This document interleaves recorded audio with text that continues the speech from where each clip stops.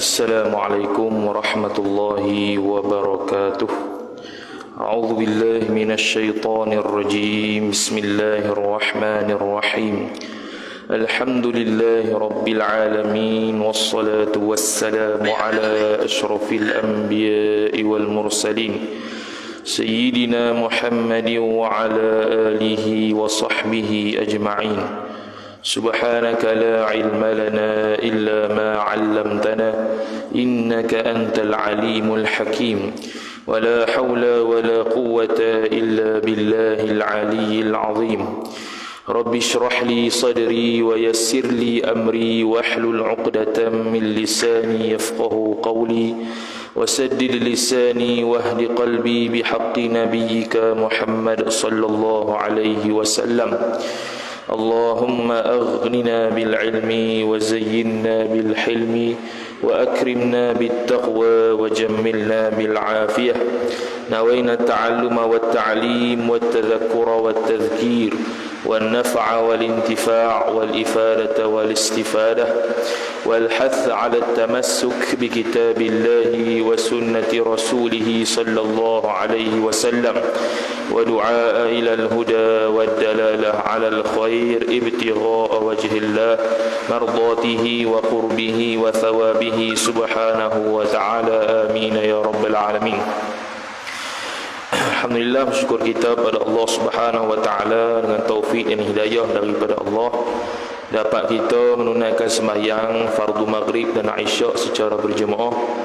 Dan insya-Allah taala mulai pada hari Khamis setiap malam Jumaat, insya-Allah saya akan membaca kitab Bidayatul Mubtadi wa Umdatul Aulad. Setiap hari Khamis malam Jumaat. Jadi kitab ni berkenaan dengan, kebanyakannya berkenaan dengan hukum hakam pekoh. Jadi malam-malam ni belajar pekoh seronok sikit. Kalau belajar tauhid tu memang insya-Allah tu kalau malam-malam. Kalau maghrib boleh tahan. Ni dah lepas isyak ni. Jadi kalau lepas isyak ni kebiasaannya ialah pengajian khusus pelajar-pelajar lah. Akan baca selepas isyak lah. Sama ada kita sendiri baca ke ataupun guru-guru lain ke baca.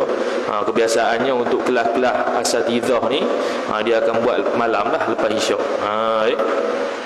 Jadi kitab ni berkaitan dengan hukum fiqh. Hukum fiqh ni pun bukan semua, sebab dalam fiqh ibadat ni ada 4. Bahagian pertamanya bab ibadat, bahagian keduanya bab muamalah, kemudian munakahat, kemudian jinayah. 4 tu pun lah kitab tu tebal kalau bahas semua. Sebab tu kitab-kitab fiqh ni berjilid-jilid. Ada yang 10 jilid, ada 15 jilid, ada 20 jilid, 40 lebih jilid pun ada. Kat atas tu bilik saya tu ada lah 40 lebih jilid. Nama kitab Al-Mawsu'ah Al-Fiqhiyah Al-Kuwaitiyah. Bahas fiqh, bahas belakang akidah pun ada bahas, fiqh pun ada bahas belakang. 40 lebih jilid. Jadi kitab fiqh ni payah dia ialah masalah banyak. Kalau faham tu senanglah. Faham, ni sah, ni batal, ni haram, ni makruh. Mudahlah nak amal apa tu. Cuma nak tahu hukum tu tak tahu. Sebab apa? Sebab payah fiqh ni ialah sebab masalah banyak. Kalau tasawuf payah dia ialah nak beramal. Nak belajar mudah. Tasawuf ni sangat mudah nak belajar. Buka kitab Penawar Bagi Hati ke, Hidayatus Salikin ke, baca faham. Tapi nak amal payah. Nak amal hak 7 anggota yang zahir tu pun payah nak jaga. Mata, telinga, kemaluan, perut, lisan dan sebagainya. Payah nak jaga tu. Payah nak jaga daripada mengumpat. Ngaji senang je, jangan mengumpat mudah tu. Jangan mengumpat mudah sangat, tapi nak beramal jangan mengumpat tu Allah tak tahu dah. Jadi kitab kita ni ialah namanya Bidayatul Mubtadi wa Umdatul Aulad. Sebelum kita baca kitab ni, kita hadiahkan bacaan Al-Fatihah kepada muallif dia. Sekali kita akan cerita pengarang dia ada khilaf lah. Dia tidak tahu secara pasti siapa pengarang ni. Sebab tu kalau tengok kitab tu dia kata tak disebut pengarang dia. Jadi muallif kita hadiahkan Fatihah kepada pengarang kitab ni dan kepada guru-guru kita, para ulama kita secara khususnya, secara umumnya kepada Nabi sallallahu alaihi wasallam. Al-Fatihah. A'udzu billahi minasy syaithanir rajim. Bismillahirrahmanirrahim. Alhamdulillahi rabbil alamin. Arrahmanir rahim. Maliki yaumiddin. Iyyaka na'budu wa iyyaka nasta'in. Ihdinas siratal mustaqim. Siratal ladzina an'amta 'alaihim ghairil maghdubi 'alaihim waladdallin. Amin. Jadi kita muka surat depan sekali. Dia belajar kitab ni, pengajian berkitab ni dia daripada kulit ke kulit. Tu istilah bahasa dia. Bukannya kulit tu kita conteng habis dah. Maksudnya daripada setiap perkataan yang ditulis semua kita baca. Itu maksud dia. Berbeza dengan sistem kalau di universiti dia main celup-celup je. Sebab dia ada subjek 14 minggu 14 kelas je. Jadi bukan semua benda yang dia belajar. Apa yang masuk dalam peperiksaan saja akan belajar. Ni dia panggil pengajian berkitab lah, satu-satu. Bukan surat depan dia kata, inilah kitab yang bernama Bidayatul Mubtadi wa Umdatul Aulad. Sekali dia akan maksudkan, dia akan terjemahkan pada muqaddimah dia. Bidayatul Mubtadi dengan makna permulaan orang yang baru belajar. Bidayah permulaan, Mubtadi orang yang baru belajar. Sebab tahap belajar tu ada 3. Ada yang mubtadi, ada yang mutawassit, ada yang muntahi. Kalau mubtadi ni ialah dia tu baru nak belajar, first baru mari.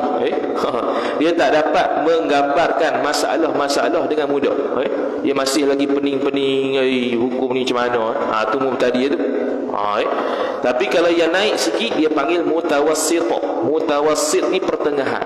Jadi orang pelajar yang tahap pertengahan ni dia dah faham dah masalah. Dia dah faham dah masalah hukum sekian, tapi tak tahu nak hurai dalil. Hurai dalil ni atas lagi. Dia tak reti hurai dalil tapi hukum tu tahu dah. Dia dapat gambarkan dah, ni masalah sekian. Okey dah. Tapi dia tak tahu dalil, tak tahu nak iqamatul hujjah, nak mendirikan dalil. Tahap yang ketiga dia panggil muntahi. Muntahi inilah boleh menghuraikan dalil. Dalil sama ada dalil Al-Quran ke, hadis ke, dalil akal ke. Dalil ni banyak. Dalil dari sudut hukum syarak yang usul fiqh tu banyak. Al-Quran, al-hadis, ijma', qiyas, al-istishab, uruf dan sebagainya. Kalau dalam bab akidah ada dalil akal, dia panggil dalil akal ni qat'i, dalil yang putus, jelas, tidak ada keraguan pada dia. Tapi kalau dalam hadis ataupun dalam Quran, kefahaman Al-Quran dan kefahaman hadis ada kalanya qat'i, putus, ada kalanya zanni, boleh berlaku khilaf. Jadi kadang-kadang Quran tu tahap sabit, Quran tu mutawatir.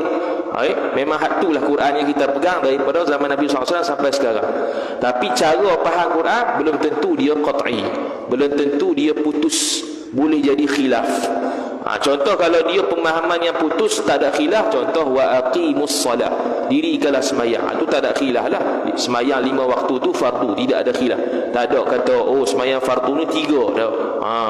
Sebab apa? Sebab dia daripada ayat Quran dan pemahaman aqimus salat pun qat'i, tidak ada khilaf. Berbeza dengan ayat Quran yang ada khilaf. Contohnya adalah ayat panjang tu salasata quru. Salasata quru tu apa? Jadi ulama bahas quru tu apa? Quru tu ada yang kata suci, 3 kali suci. Seorang perempuan yang kena tolak dia ada iddah. Jadi iddah dia 3 kali apa? 3 kali suci ke 3 kali haid? Khilaf situ sebab quru tu apa? Quru tu khilaf ulama. Adakah 3 kali suci atau 3 kali haid? Khilaf. Mazhab kita Syafi'i 3 kali suci. Tu dalam bab munakahat. Itulah peringkat pelajar mubtadi, mutawassit dan muntahi. Kemudian wa umdatul auladi, pegangan budak-budak, anak-anak. Dah kita ni dah dewasa dah, bukan tahap anak-anak. Lagu mana kita belajar kitab ni? Boleh, tak ada masalah kita belajar kitab ni, sebab al-aulad di sini boleh 2. Al-aulad dengan mana anak-anak ataupun kanak-kanak di sini boleh 2. Kanak-kanak dari sudut umur, kanak-kanak dari sudut ilmu. Boleh. Macam Asy-Syaikh Syekh Ibrahim Al-Bajuri rahimahullah sebut dalam kitab Hasyiah Al-Bajuri ala Fathil Qarib, Syekh ni boleh 2, sama ada dari sudut umur atau dari sudut ilmu.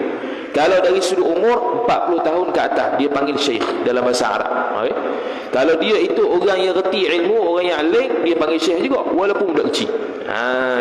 Jadi di sini juga al-aulad, budak-budak, kanak-kanak, bukan maksud kita ni dari sudut umur belajar kita ni dari sudut umurnya kita kanak-kanak, bukan. Kita kanak-kanak boleh jadi dari sudut ilmu.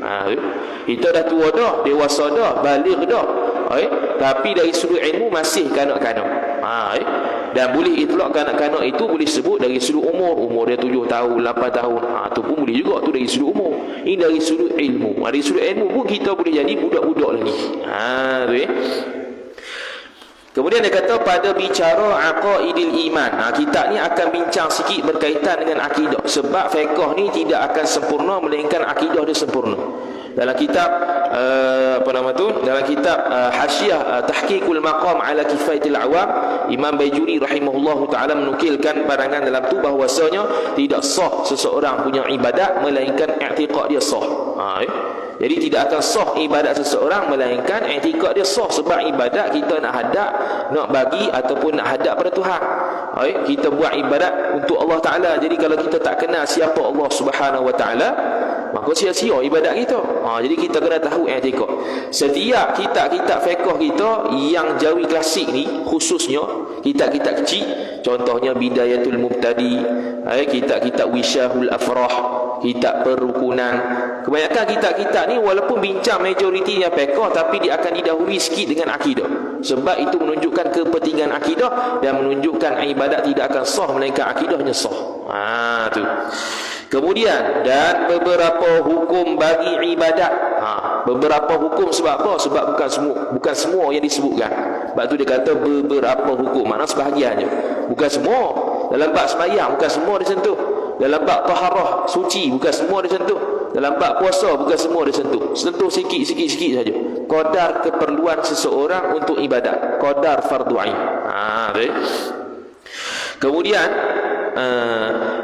terjemah bahasa Melayu. Terjemah makna kitab ini berbahasa Melayu.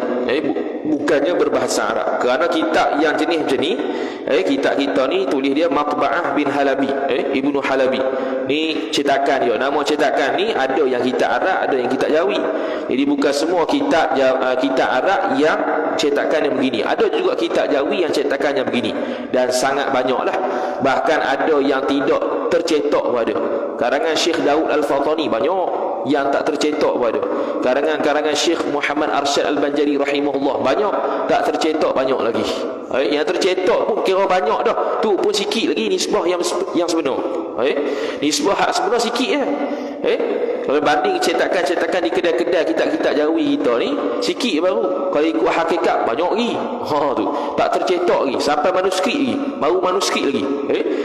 Batu orang buat kajian master PhD ni ada yang kajikan manuskrip sekian. Ada. Sebab apa? Sebab masih lagi ada kitab Jawi yang tidak dicetak, masih lagi dalam manuskrip. Begitu juga kitab-kitab Arab. Kemudian kata dia, terjemah bahasa Melayu oleh setengah daripada mereka yang alim. Jadi dia tak sebut nama. Kalau ikutkan dalam kitab Allahumma salli ala Muhammad, dalam kitab Al-Kawakibud Durriyah Syarah Al-Mutammimah, ngarang dia sebut antara rukun ataupun perkara yang mesti disebut ketika menulis kitab ialah nama pengarang. Supaya apa? Supaya kita tahu siapa pengarang dia. Itu asal dia. Tapi kenapa musannif kita ni tidak meletakkan nama? Kerana mungkin tawaduk dia, tak mahu riak dia. Kita kena tanggung kat situlah. Jangan kata dia ni tak reti menulis kitab pula. Kita mentang kita belajar kitab Al-Kawakibud Durriyah contohnya, dia kata antara benda yang patut ada dalam kitab ialah nama pengarang. Tiba-tiba pengarang tak letak nama. Pengarang tak reti. Bukan tak reti, kita tanggung atas kata dia itu warak, dia itu tawaduk, tak mahu dikenali, tak mahu riak, tak mahu berasa dia lebih. Kita tanggung situ. Macam bismillah dengan alhamdulillah lah. Ada setengah yang tak ada alhamdulillah terus bismillah. Adakah dia tak reti bahawasanya cara nak buat kitab tu kena mula dengan alhamdulillah? Dah. Ada maksud-maksud yang tertentu. Jadi kalau ulama buat sesuatu zahirnya nampak bercanggah dengan benda yang sepatutnya, kita perlu teliti sebab apa dibuat begitu.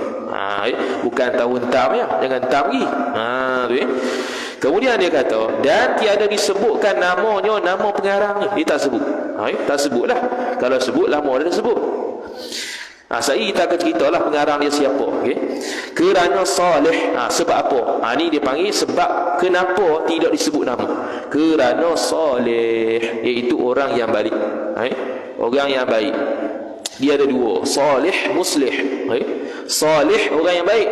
Muslih, orang yang membaikkan orang. Kalau salih, orang tak ada masalah. Sebab apa? Sebab salih ni, dia itu seorang yang baik. Maknanya diri dia tu baiklah. Dia tidak membaiki orang lain. Diri dia itu baik, dia panggil salih. Tapi kalau jadi muslih, dia pasti akan dimusuhi.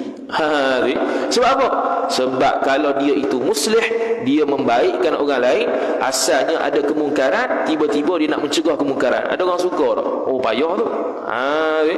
Kata Gus Yusuf hafizahullah taala, kata Nabi SAW sebelum dibangkitkan sebagai rasul, dia itu soleh. Semua orang suka dia, hatta orang puji dia amanah. Sejak sebelum zaman diutus rasul lagi, Nabi SAW diberikan gelaran amanah, orang yang amanah, orang yang boleh dipercayai. Soleh tu. Tapi bila dibangkitkan jadi rasul, dia jadi muslih, iaitu dia nak memperbaiki akidah orang lain, nak memperbaiki agama yang sesat, yang zahir di Mekah tu, dimusuhi oleh musyrikin Mekah. Sebab apa? Sebab dia nak musnahkan benda yang selama ni telah menjadi adat, iaitu menyembah berhala. Tu muslih tu mesti ada musuh dia. Tapi kalau soleh, orang tak kacau, sebab dia seorang baik. Tapi kalau muslih, dia macam seolah-olah dia nak kacau orang lain. Kacau bukan kacau apa? Kacau dari sudut nak bentras maksiat, nak bentras kemungkaran. Pasti orang yang buat kemungkaran dan buat maksiat tu tidak suka pada dia. Tu habis. Dan waraknya, warak orang musannih tadi, warak. Warak lah. Warak ni dia jaga. Okey, dia warak, dia ada warak, dia ada zuhud. Zuhud lagi tinggi daripada warak. Kalau warak ni dia melaksanakan perkara yang wajib, dia melaksanakan perkara yang sunat, dia tidak melaksanakan perkara yang haram, dan dia tidak melaksanakan perkara makruh. Itu warak ah. Makruh pun dia jaga, sunat pun dia buat. Warak tu. Syekh Khatib Asy-Syirbini rahimahullahu taala, pengarang kitab Mughnil Muhtaj, seorang ulama fiqh mazhab Syafi'i, dia tak pernah seumur hidup buat benda makruh. Tu ni. Seumur hidup tak pernah buat makruh. Tak pernah buat benda makruh. Kalau tak buat benda makruh, haram tu mimbabil aula, lagi utamalah. Cuma mungkin tak buat tu boleh jadi jarang sangat buat. Bukan nak kata Syekh Khatib Asy-Syirbini ni maksum tak ada dosa, bukan. Jarang sangat-sangatlah buat dosa. Sebab dia innama yakhshallahu min ibadihi al-ulama. Hanya sahaja yang takut pada Allah Taala ni ulama. Jadi orang yang takut dengan Allah Taala dengan sebab ada ilmu, dia panggil khasyah. Kita ni khauf pun panggil takut, khasyah pun panggil takut, haibah pun panggil takut. Kalau dalam bab tasawuf, tiga-tiga ni beza. Khauf itu ialah takut pada Allah daripada buat maksiat. Khasyah itu takut pada Allah sebab ada ilmu. Kalau haibah itu takut pada Allah kerana Allah tu sendiri. Jadi Nabi SAW ada tahap haibah tu. Dia takut dengan Allah Ta'ala kerana Allah Ta'ala sendiri, bukan sebab benda lain.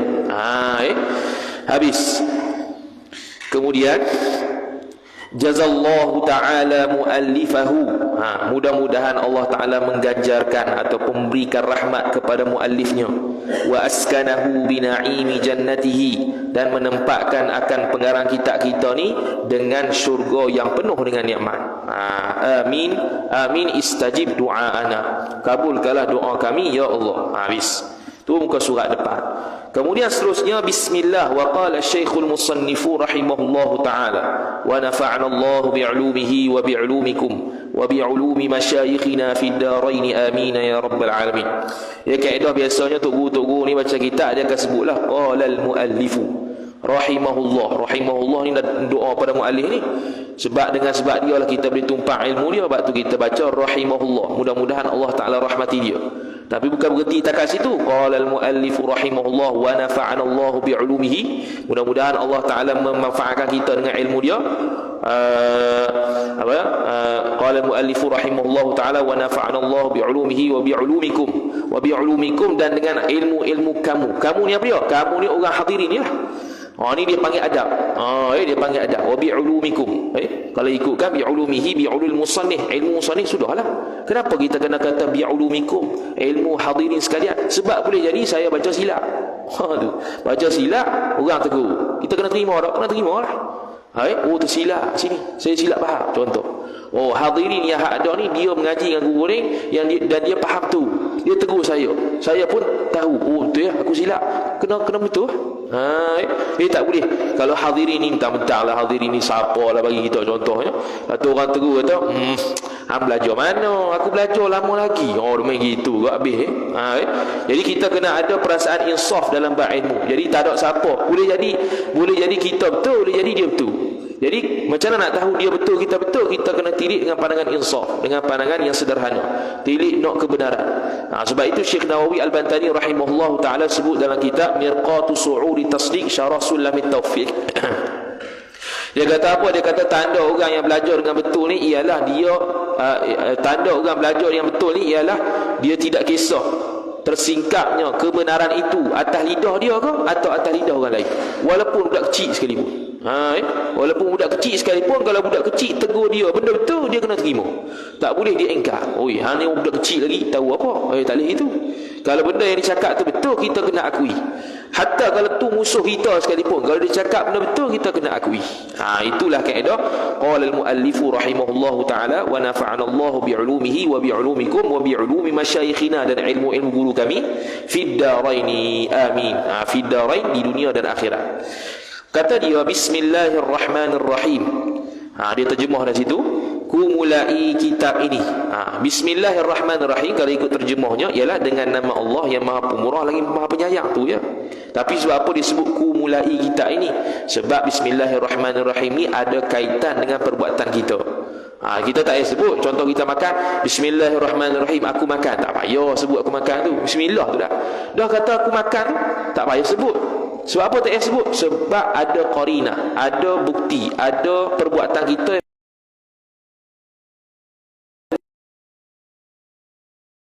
Abu makan. Cukuplah bismillahirrahmanirrahim. Makan. Bismillahirrahmanirrahim, minum. Bismillahirrahmanirrahim, tulis. Itu lah. Tu yang musannif sebut ni sebab kita tak tahu. Sebab kita tak tahu. Bismillahirrahmanirrahim ni, bismillah ni maksud dia aku mulai ke, aku menulis ke apa? Maka dia kata aku mulai, aku. Tak ada aku. Ku ya. Ku mulai kitab ini, kitab Bidayatul Mubtadi, dengan nama Allah. Siapa Allah? Tuhan yang amat murah. Dengan nama Allah, Tuhan yang amat murah. Kalau Syekh Wan Ismail Al-Fatani rahimahullahu ta'ala, pengarang kitab Baquratul Amani, Tuan Guru Haji Sik Kedah rahimahullahu ta'ala sebut, beliau terjemah sebagai boroh. Boros. Boroh lah. Dalam kitab Umdatul Talib Syarah Faridatul Far'i pun disebutkan Allah Ta'ala itu boroh. Boroh di sini boros kalau bahasa standard lah, boros. Tapi kalau dalam ejaan kitab Jawi, ba waw ra ha waw ha, boroh. Jadi boroh tu apa maksud dia? Bukan boroh bazir itu, bukan. Boroh itu dengan makna Allah Subhanahu wa ta'ala memberikan segala nikmat dan segala nikmat-nikmat dia kepada orang kafir ataupun orang Islam ataupun orang munafik ataupun orang fasik, semua bagilah kau. Contohnya nafas. Nafas tak ada orang kafir tiba-tiba sok nafas, tak ada, semua hidup elok. Orang munafik ke, orang fasik ke, hidup elok melainkan ajal dia sampai lah. Tak ada dia tiba-tiba dia kafir, dia jadi sok nafas mati, tak ada. Sebab apa? Ar-Rahman, Allah Ta'ala beri nikmat. Dia panggil Al-Mun'imu bi Jalail Ni'am, Tuhan yang beri nikmat dengan nikmat yang besar-besar. Semua Allah Ta'ala beri belaka. Kemudian lagi yang amat mengasihani akan segala hamba-Nya, hamba Allah. Ni terjemahan hamba Allah yang mukmin. Dia kait situ. Sebab ni berkaitan dengan tafsir Ar-Rahim. Ar-Rahim ni khusus sikit. Ar-Rahim ni khusus kena pada orang mukmin sahaja. Contohnya apa? Contohnya kita masuk syurga, kita melihat Allah Subhanahu wa ta'ala. Itu khusus bagi orang mukmin saja. Orang mukmin saja yang beriman, yang Allah Ta'ala redha, berkehendak masuk syurga, dia akan masuk syurga. Yang mendapat keampunan Allah Subhanahu wa ta'ala akan masuk syurga. Jadi orang mukmin saja yang dapat nikmat tersebut, mendapat melihat zat Allah Ta'ala. Orang mukmin saja. Orang kafir tak nampak. Orang kafir adakah melihat Allah Ta'ala? Khilaf ulama. Dalam kitab Ightinamul Fawaid Syarah Al-Qawaid Al-Aqaid Al-Imam Az-Zarruq radhiyallahu ta'ala anhu sebut, khilaf ulama, orang kafir ni tengok Tuhan ke tak? Pandangan pertama tak tengok langsung, tak tengok langsung. Pandangan kedua ialah dia dapat melihat Allah Ta'ala kemudian dihijabkan. Dapat tengok sekejap je, lepas tu berasa nikmat, sedap tengok Tuhan ni, hijab. Bila hijab tu dia berasa seksa. Tu dua pandangan berkaitan dengan melihat Allah SWT oleh orang kafir. Adapun orang mukmin sepakat Ahli Sunnah wal Jamaah, boleh kita tengok Allah SWT dalam keadaan tidak bertempat, dalam keadaan tidak berarah, dalam keadaan tidak sama dengan makhluk. Hakikat dia wallahu a'lam. Habis. Kemudian di dalam negeri akhirat, mengasihani akan segala hamba yang mukmin tu di dalam negeri akhirat. Akhiratlah sebab khusus kepada orang mukmin. Kalau kat dunia ni mukmin pun dapat, munafik pun dapat, kafir pun dapat, fasik pun dapat, tak ada beza. Tapi kalau akhirat ada beza. Orang kafir masuk neraka dengan izin Allah Taala. Orang mukmin masuk syurga dengan izin Allah Taala. Orang mukmin yang berdosa kalau tak diampunkan Allah Taala masuk neraka dulu. Kalau orang mukmin yang diampunkan dosa dia Allah Ta'ala akan masuk syurga Allah Subhanahu Wa Ta'ala. Itu disebut dalam kitab Aqidatun Najin karangan Tuan Minal Al-Fatani rahimahullahu ta'ala. Jadi kalau seseorang itu mati dalam keadaan fasik, boleh jadi Allah Ta'ala di akhirat ampun dia, boleh jadi. Boleh jadi pun Allah Ta'ala tak ampun. Kalau Allah Ta'ala ampun, dia masuk syurga. Allah Ta'ala tak ampun, masuk neraka. Kemudian kata musannif rahimahullah, alhamdulillahi rabbil alamin, bermula segala puji-pujian itu bagi Allah Ta'ala. Siapa dia? Tuhan. Tuhan apa tu? Seru. Okey, juru tu. Juru ke seru? Seru sekalian alam. Tu. Jadi bermula segala puji-pujian itu bagi Allah Ta'ala. Siapa Allah Ta'ala? Tuhan seru sekalian alam. Apa seru? Ini yakni zat Allah yang mentadbir sekalian alam. Tu seru. Bermula segala puji-pujian itu. Puji mana? Puji ni ada banyak. Ada puji Allah Ta'ala sesama Allah Ta'ala. Ada puji Allah Ta'ala sama Allah Ta'ala mana? Contoh dia kata wa huwas sami'ul basir. Dia itulah yang maha mendengar, maha melihat. Kalau puji Allah Ta'ala kepada hamba dia ada juga. Allah Ta'ala puji hamba banyak. Puji Nabi SAW, puji Nabi Ayub AS. Ada puji sesama makhluk, kita puji kawan kita. Ada puji makhluk pada Tuhan, kita kata Alhamdulillah. Semua tu hakikat dia milik Allah Ta'ala. Kita tak akan puji seseorang melainkan Allah Ta'ala kehendak kita puji sejak azali. Kita tak dapat dipuji orang melainkan Allah Ta'ala kehendak sejak azali juga. Semua tu milik Allah Ta'ala belaka. Semua Allah Ta'ala kehendak sejak azali dah. Kemudian kata dia wassalatu wassalamu ala sayyidina Muhammadin wa ala alihi wa sahbihi ajma'in. Dan rahmat Allah. Dia terjemah lalu, dia tafsir lalu rahmat Allah. Sebab as-salah tu ada tiga. Kalau as-salah daripada Allah, makna dia rahmat. As-salah daripada malaikat, makna dia istighfar. As-salah daripada makhluk selain malaikat, dia panggil doa. Sebahagian ulama dia ringkaskan dua je. Selawat daripada Allah rahmat, selawat daripada makhluk doa. Sebab apa? Sebab malaikat, kalau kita kata rahmat salawat daripada malaikat itu istighfar, selawat daripada hamba tu doa. Doa dengan istighfar tu sama-sama doa belaka. Istighfar tu maksud dia talabul maghfirah. Talabul maghfirah, menuntut ampun. Istighfar, istaghfara yastaghfiru, istighfar, menuntut keampunan. Ini menuntut keampunan, kita seolah-olah berdoa juga situ.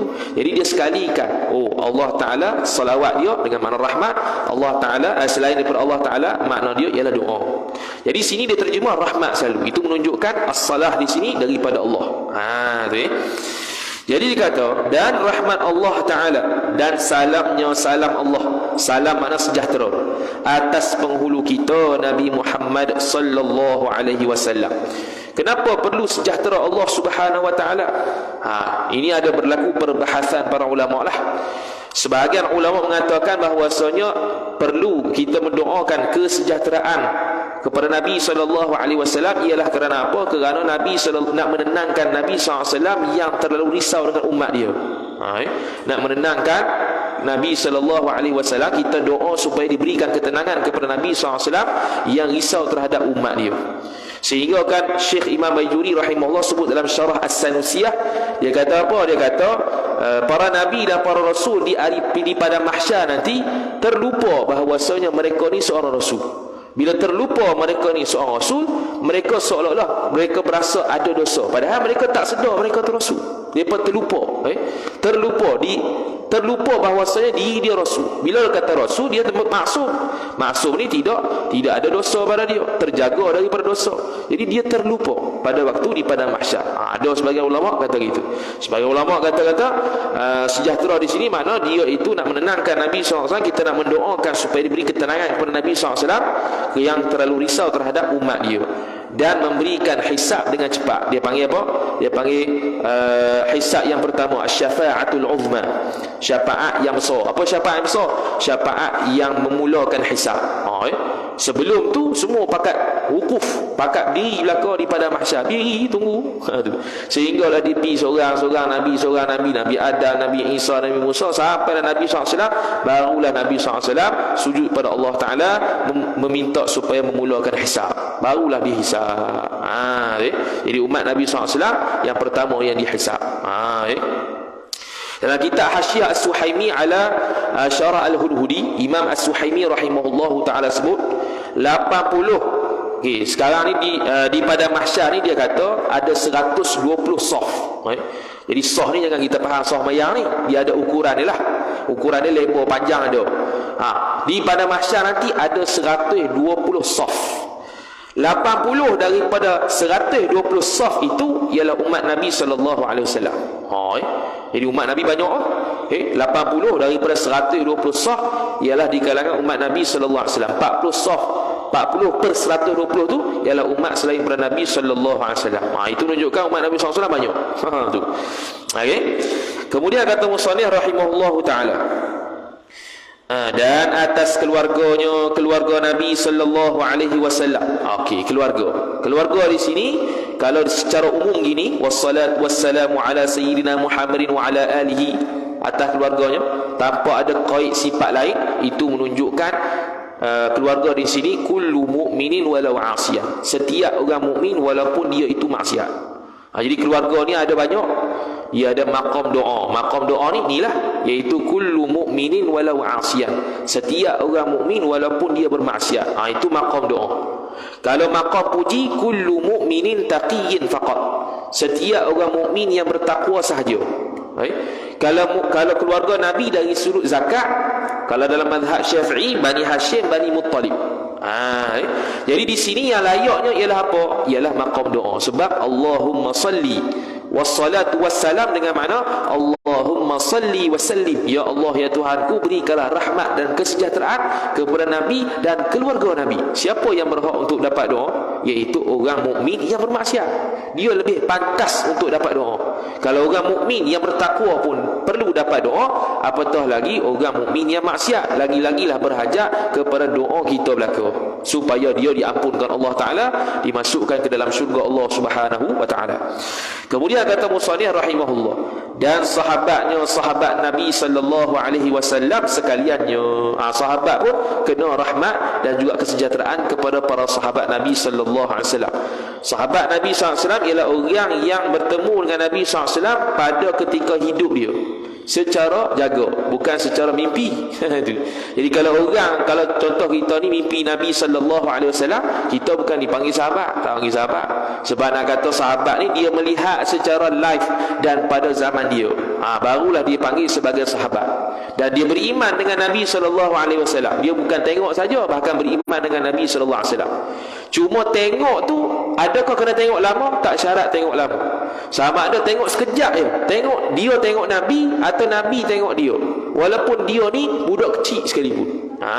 Walaupun dia ni budak kecil sekalipun, walaupun dia ni buta sekalipun. Tapi kalau Nabi SAW tengok dia, walaupun dia tak tengok Nabi, dia digelar sahabat. Ataupun Nabi tak tengok dia, tapi dia tengok Nabi, digelar sahabat, walaupun sekejap.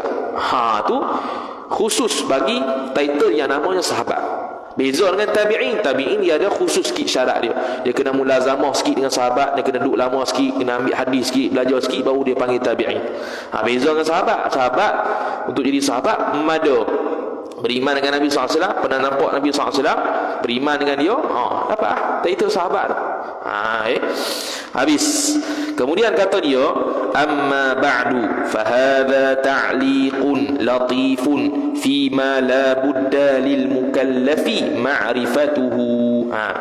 Adapun kemudian daripada itu, kemudian daripada bismillah, basmalah, hamdalah, selawat dan salam, lepas pada tu, maka inilah mana inilah tu boleh jadi kalau dia buat kitab dah muqaddimah kemudian, maka inilah ditunjuklah, ini kalau dia dah buat kitab dia beza cara orang buat kitab ni. Ada yang buat isi dulu baru khutbah kitab, ada yang buat khutbah kitab dulu baru isi. Jadi kalau dia dah buat isi dulu baru buat khutbah kemudian, maka inilah merujuk pada ni, hissi inilah panca indera kita boleh sentuh ni. Tapi kalau dia kata, andai kata khutbah buat dulu, dia tak buat lagi isi kitab, maka ini itu merujuk pada apa yang dalam otak dia. Ini mana? Dalam kepala otak yang aku nak tulis ni lah, akan datang ni. Itu maksud ini. Maka inilah satu pergantungan. Itu terjemahan bagi ta'liq. Biasa ta'liq ni orang tak terjemah dah, faham dah ta'liq ni apa dia? Komentar ringkas lah, senang cerita je. Kalau dalam kitab, kalau dalam buku sekarang ni contohnya, bawah-bawah tu ada ta'liq, ada benda kecil-kecil, huruf-huruf ayat-ayat kecil, ayat-ayat tulisan kecil tu, tu ta'liq lah tu. Dia terjemah pergantungan. Ini satu pergantungan yang elok dia panggil. Ta'liqun latifun. Latifun biasanya, latifun ni boleh terjemah banyak. Dia terjemah dengan makna elok. Latifun boleh makna nipis, boleh makna kecil. Yang elok makna ini satu ta'liq yang elok. Elok pada menyatakan barang yang tak dapat tiada. Tak dapat tiada ni nak makna dia wajib. La budda lahu. Wajib lah. Biasanya wajib. Jadi tak dapat tiada, barang yang tak dapat tiada, yakni wajib bagi tiap-tiap mukallaf mengetahui dia, mengetahui barang tadi. Perkara yang tak boleh lepas oleh mukallaf. Mukallaf ni siapa? Mukallaf ni 4 syarat dia. Pertamanya dia mesti berakal. Kalau kita cek kita berakal tak? Berakal. Satu. Selesai dah. Tolaklah bila kata berakal, mana tak masuk orang gila. Yang kedua mesti baligh. Baligh ni pecah dua. Ada hak laki, ada hak perempuan. Ada tanda-tanda baligh hak laki, ada tanda-tanda baligh hak perempuan. Kemudian yang ketiga dia ialah sampai seruan Islam. Sampai seruan Islam ni bukan tunggu Nabi mari rumah kita, bukan. Nampak syiar Islam, kita nampak, kita dengar ada syiar Islam, sampai tu. Sebab tu kalau dalam kitab fiqh ada sebut, contohnya ialah azan. Azan itu ialah syiar Islam. Apa maksud dia? Syiar Islam tu dengan mana azan. Kalau orang kafir dengar, azan tu makna sudah sampai Islam pada dia. Sembahyang hari raya Aidilfitri, dalam kitab sebut itu satu syiar. Apa maksud dia? Dengan makna kalau orang kafir tengok tu, tahu dah ni orang Islam lah kau ni. Tahu dah Islam tu ada. Tu maksud dia sampai Islam. Orang kafir buka TV, tengok ada azan, sampai belakang dah. Jarang sangatlah yang tak sampai. Tu maksud sampai Islam. Bukan tunggu suruh Nabi datang rumah kita ketuk dah, ataupun ulama mari ketuk rumah kita tok baru nak sampai Islam, kan. Yang keempat, mestilah panca indera dia penglihatan ataupun pendengaran sejahtera, selamat, sihat. Bukannya panca indera yang 5 dah. Pendengaran sahaja atau penglihatan sahaja, tu pun dah cukup syarat untuk jadi mukallaf. Apatah lagi kalau dia ada penglihatan dan pendengaran, lagilah cukup syarat mukallaf. Jadi kita ni ada pendengaran, ada penglihatan, cukup. Kita ni ada syarat-syarat mukallaf. Bila kita ni mukallaf, maka wajiblah apa yang dia nak sebut nanti akan datang. Benda-benda hak wajib kita tahu, yang sebagai mukallaf wajib tahu dan buat. Dia panggil bila kita sudah ada ilmu terhadap sesuatu, kita wajib, kita mesti beramal. Al-Imam Al-Ghazali radhiyallahu ta'ala anhu sebut dalam kitab Ayyuhal Walad, al-ilmu bila amalin junun, wal amalu bila ilmin la yakun. Al-ilmu bila amalin junun. Ilmu tanpa amal gila. Dah belajar buat apa lah tak amal. Tambah-tambah belajar buat benda haram lagi ya. Kalau belajar tak buat benda sunat boleh tahan lagi. Tu pun boleh dipertikaikan. Tapi kalau tak buat benda wajib, buat benda haram, buat apa mengaji gitu? Gila. Wal amalu bila ilmin la yakun. Tetapi amal tanpa ilmu sia-sia. Sebab tidak akan sah ibadat melainkan dengan jalan ilmu. Syekh Ibn Hajar Al-Haytami rahimahullah sebut dalam kitab Al-Manhajul Qawim Syarah Masail Ta'lim, dia kata perkara yang membabitkan wajib dan haram, kalau kita nak buat dia mesti kena ada ilmu. Maka ilmu tersebut jadi ilmu fardu ain. Benda wajib contoh apa dia? Sembahyang fardu. Kita nak beramal ni sembahyang fardu, ada ilmu, kena ada ilmu wajib, sebab kita nak melaksanakan benda wajib. Benda haram kita nak meninggal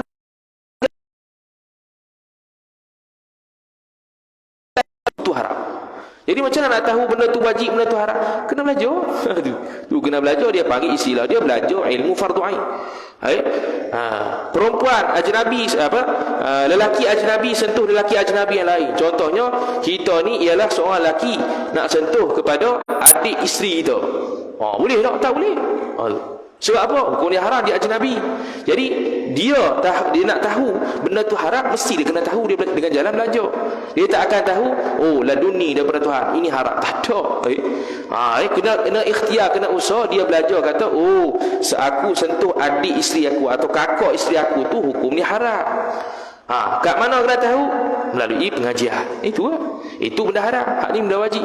Sama juga nak buat benda sunat, sama juga. Nak sembahyang hari raya Aidilfitri, sunat, tapi nak melaksanakan dia tu kena tahulah ilmu tersebut. Kalau tidak dia panggil tala'ub fi shalah, bermain-main dalam sembahyang. Kita buat sembahyang dalam keadaan tak kena.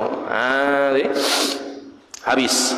Kemudian kata musannif rahimahullahu taala, wa ma'rifatu mithlihi min aqaidil imani wa ahkami ibadatir rahmani, dan mengetahui seumpama yang demikian barang itu ialah daripada segala i'tiqad orang yang beriman. I'tiqad ni pegangan, i'taqada ya'taqidu i'tiqadan, pegangan.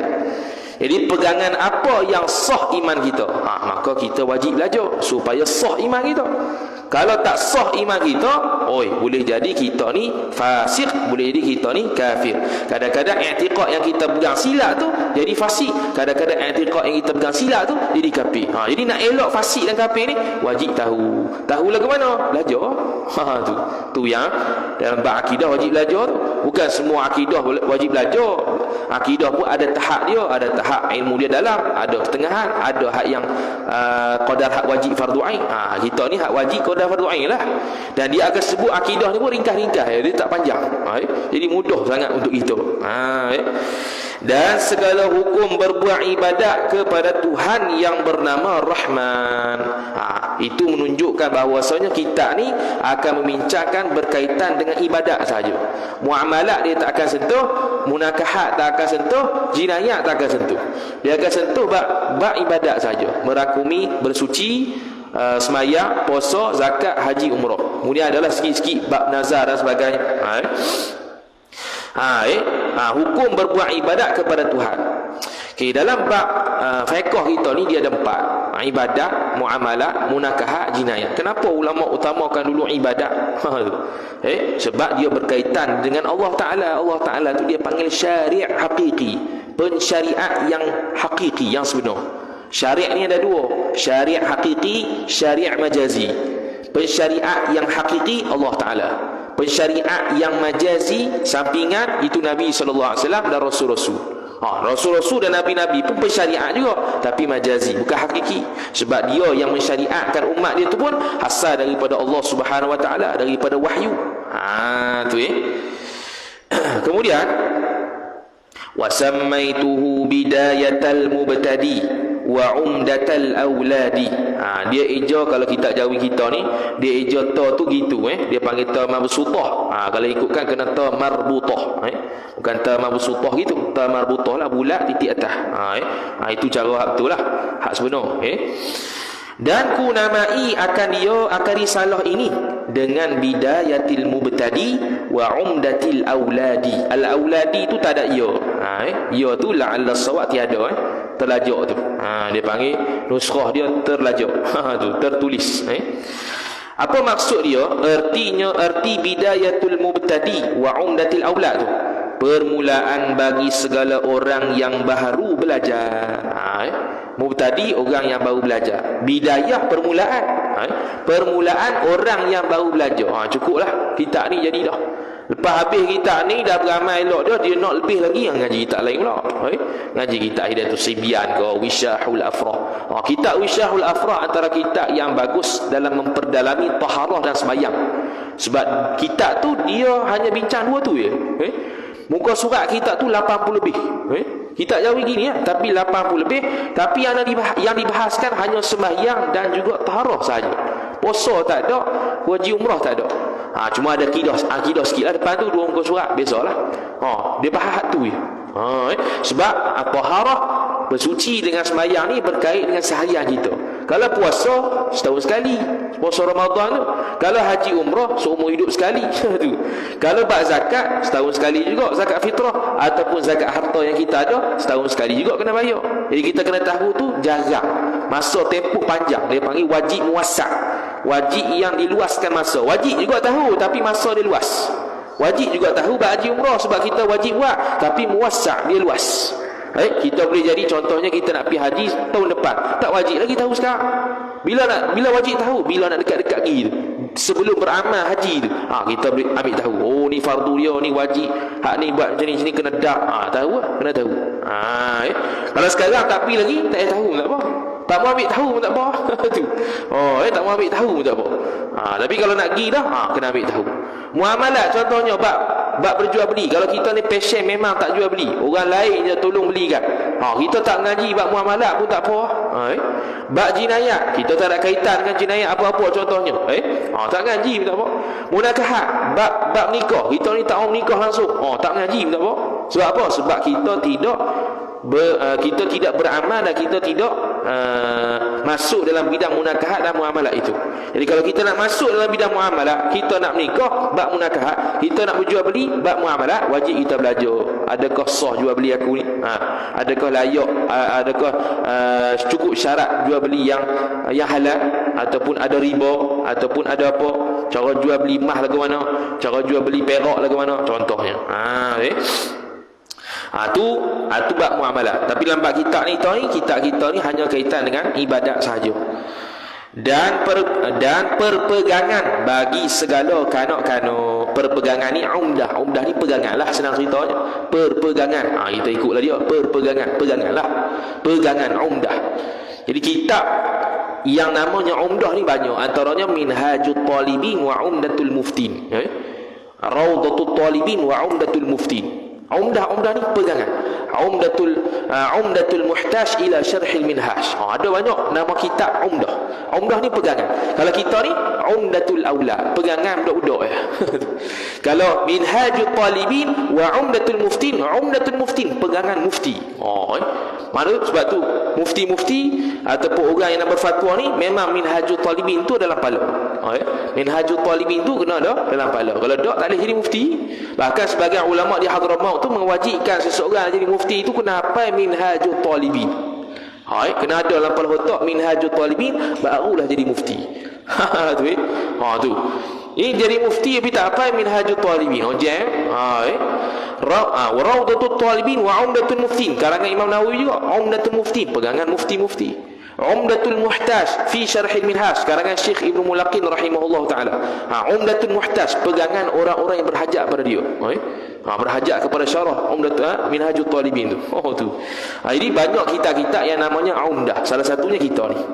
Kemudian kata dia wa as'alullahal karima subhanahu ay ya'ummal intifa'a biha lil auladi wa li ikhwani li'annahu ta'ala ala dhalika qadirun wa bil ijabati jadirun. Jadirun bukan hadirun, jadirun. Apa maksud dia? Dan aku mohonkan kepada Allah Ta'ala. Mohon makna minta. Wa as'alullah. Jadi asalnya kalau bahasa Arab as'alu ni makna bertanya. Ada makna meminta. Ni maksud meminta, bukan bertanya. Dan aku memohon kepada Allah Subhanahu wa taala yang maha mulia lagi maha suci. Maha suci ni yakni maha suci daripada kekurangan. Maha suci daripada segala sifat-sifat kekurangan. Itu maksud maha suci. Bukan Allah Ta'ala duk suci diri dia, bukan. Suci ni ada 3. Suci ni ada 3 nama. Satu dia panggil At-Taharah, yang kedua dia panggil At-Tanzih, yang ketiga dia panggil At-Tazkiyah. Yang pertama Yang pertama At-Tanzih. Ambil tanzih dulu. At-Tanzih itu suci dalam bab ketuhanan. Itu At-Tanzih. Kita nak suci apa? Suci daripada sifat-sifat kekurangan kita sabit di Tuhan. Allah Ta'ala maha suci pada tu. Dia panggil istilah dia tanzih. Nazzaha yunazzihu tanzihan. Yang kedua At-Taharah. Taharah ni dalam bab fiqh. Suci dalam bab fiqh. Nak basuh lantai ke, nak basuh kapet ke, ada najis nak basuh macam mana, ada tahi anjing nak basuh macam mana. Tu dia panggil taharah. Suci hak zahir ni. Yang ketiga dia panggil tazkiyah. Tazkiyah ni pula suci hati dalam bab tasawuf. Suci hati dalam bab tasawuf dia panggil tazkiyah. Kalau suci dalam bab ketuhanan panggil tanzih. Kalau suci dalam bab fiqh taharah. Suci lah kau, tapi suci cara lain-lain. Kalau tanzih, suci i'tiqad daripada sifat-sifat kekurangan yang sabit bagi Allah. Tazkiyah, suci sifat-sifat mazmumah daripada hati kita. Taharah, suci daripada segala najis di anggota kita, badan kita dan tempat kita. Sebab syarat sah sembahyang antaranya ialah suci badan, suci anggota, suci badan, suci pakaian, suci tempat. Tempat yang kita nak sembahyang. Kena suci belaka, bebas daripada najis. Itu dia panggil taharah. Kemudian dia kata, maha suci Allah Ta'ala bahawa memberi manfaat dengan dia, dengan risalah itu bagi segala kanak-kanak, yakni kanak-kanak nisbah kepada ilmu. Bukan kanak-kanak umur je, ni kanak-kanak nisbah pada ilmu. Sebab kalau kanak-kanak sungguh nak belajar kitab ni jam juga. Dengan jawi lagu ni, tulisan aku ni, baca jawi boleh gedak lah tahu. Jadi aulad di sini, kanak-kanak sini, kanak-kanak sudut ilmu lah. Dan bagi segala saudaraku. Saudaraku mana? Yakni saudaraku dalam agama, bukan saudara dalam keluarga. Al-ikhwan fid din, saudara dalam agama. Bila saudara dalam agama, mana orang Islam lah. Sebab apa? Kerana bahwasanya Allah Ta'ala atas yang demikian itu, demikian beri manfaat tu, amat kuasa. Amat kuasa. Mana tidak ada perkara yang boleh menghalang Allah SWT. Jadi kuasa qadir ni sebab apa kita kata Allah Ta'ala maha kuasa? Sebab sabit sifat kudrat bagi Tuhan. Sabit sifat kudrat bagi Tuhan, Allah pun berkuasa. Allah berkuasa buat apa? Allah berkuasa buat perkara yang harus pada akal. Dia panggil wallahu ala kulli syai'in qadir. Allah Ta'ala atas tiap-tiap sesuatu tu kuasa. Kuasa apa? Yang ni kuasa atas mencipta dan meniadakan perkara yang harus pada akal sahaja. Adapun benda yang mustahil pada akal, itu bukan tugas kudrat Tuhan. Sebab tu kita tak nak kata Allah Ta'ala boleh tak cipta Tuhan lain. Tak boleh. Soalan tak betul. Allah Ta'ala boleh tak buat batu yang dia sendiri tak diangkat? Tak boleh. Tu soalan yang tak kena. Tu benda mustahil. Disebut dalam kitab Al-Mukhtasarul Mufid Syarah Jawharatul Tauhid, Syekh Ali Qudah rahimahullahu ta'ala sebut soalan tersebut soalan yang tak betul. Kerana tak betul dan tak layak ditanya. Kerana benda tersebut benda mustahil. Bila benda mustahil, macam mana Allah Ta'ala nak buat? Bukan macam mana Allah Ta'ala nak buat dengan mana Allah lemah buat benda mustahil tak. Benda mustahil dengan makna benda yang tak ada. Tiba-tiba Allah boleh buat. Benda yang tak ada ni boleh ada ke tak? Kita kata mustahil itu benda yang tiada, benda yang tak sungguh. Tiba-tiba kita kata Allah boleh buat. Pelik aku tu. Bila kata Allah boleh buat, mana benda tu harus. Maka tak bolehlah kita kata kudrat Allah Ta'ala maha kuasa untuk buat cipta Tuhan lain. Kuasa buat cipta anak dia, isteri dia. Tak boleh. Itu benda mustahil. Maka kita tak boleh kata Allah Ta'ala mencipta sedemikian. Dan bukan tugas kudrat untuk cipta sebegitu. tu Habis kemudian kata musannif rahimahullahu taala, dan memperkenankan bagi pintok. Pintok tu tak nampak titik tu. Dan memperkenankan bagi pintok. Pintok ni yang hamba tuntut tadi itulah. Pintok hambanya hamba Allah yang sebenar-benarnya, sebenar-benar pintok tadi. Bila kita ni bersungguh untuk kita minta sesuatu pada Allah Taala, Allah Taala pasti bagi. Al-Imam Al-Baijuri rahimahullahu ta'ala sebut dalam kitab Tuhfatul Murid Syarah Jauhar Tauhid, bahwasanya seorang hamba kalau sebut ya Allah, aku minta sekian, ya Allah pasti akan dimakbulkan. Tapi kenapa umat Islam sekarang ni bila sebut ya Allah tak dimakbulkan? Bahkan payah pula dia dimakbulkan.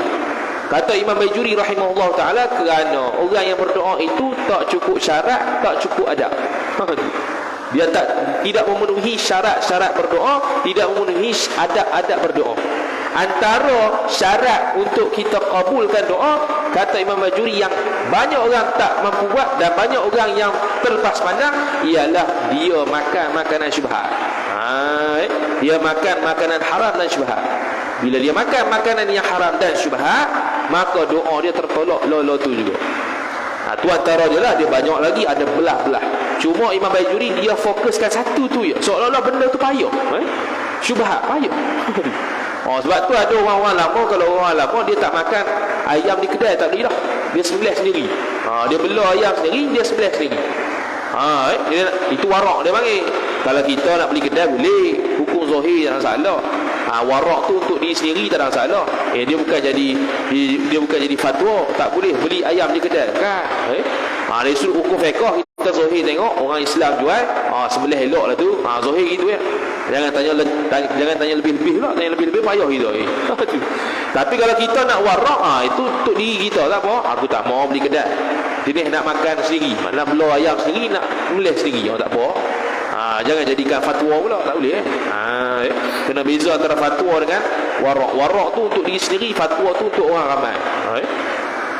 Kemudian kata musannif rahimahullahu taala, habis, fa inni ja'altuha ala qismaini wa khatimatin, maka aku jadikan dia risalah ini atas dua bahagi. Dua bahagi ni dua bahagian lah. Mana ada bahagian, adalah bahagian yang akan disebut nanti, ada dua bahagian. Lepas tu, dan satu khatimah. Satu khatimah ni satu penutup. Satu khatimah ni penutup lah.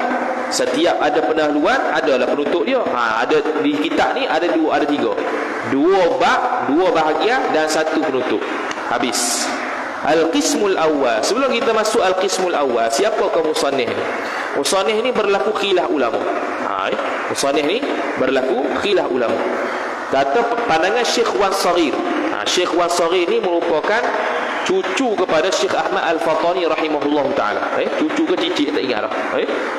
Dia keturunan Syekh Ahmad Al-Fatani rahimahullah ta'ala. Dia berpandangan bahawasanya seorang pengkaji, seorang ulama, seorang alim yang pengkaji manuskrip Jawi ni. Dia kata pengarang kitab ni asal dia ialah Syekh Muhammad Arsyad Al-Banjari. Pengarang kitab Sabil Al-Muhtadi rahimahullah ta'ala. Tapi kalau kita tengok belakang kitab ni, dalam muka surat 38 lah, kalau yang kitab Jawi kita ni lah, muka surat 38 tu, kalau kat bawah tu dia ada muhaqqiq, dia ada pentahqiq dia. Pentahqiq dia nama dia Syekh Ilyas Yaqub Al-Azhari. Syekh Ilyas Yaqub Al-Azhari. Dia kata pengarang kitab ni ialah namanya Syekh Saleh Al-Jawi. Syekh Saleh Al-Jawi.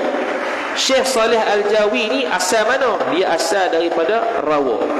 Biasanya Syekh Saleh Ar-Rawi Al-Jawi. Rawa ni ialah terletak di Sumatera, iaitu di Minangkabau. Minangkabau. Syekh Saleh Ar-Rawi Al-Jawi nama dia. Dia adalah murid kepada Syekh Muhammad Arsyad Al-Banjari. Dia murid kepada Syekh Muhammad Arsyad Al-Banjari. Dan dia itu sezaman dengan dia. Maka bila sezaman dengan dia, Syekh Abdul Samad Al-Falimbani pun guru dia juga. Syekh Ahmad Al-Marzuki pun guru dia juga. Itu setakat yang kita tahulah. Itu Syekh Saleh Ar-Rawi Al-Jawi. Jadi ada dua pandangan. Siapa pengarang yang sebenar? Ala kulli hal, hakikat dia wallahu a'lam. Kemudian al-qismul awwal fi aqaidil imani, masuk dalam bab keimanan. Wallahu taala a'lam.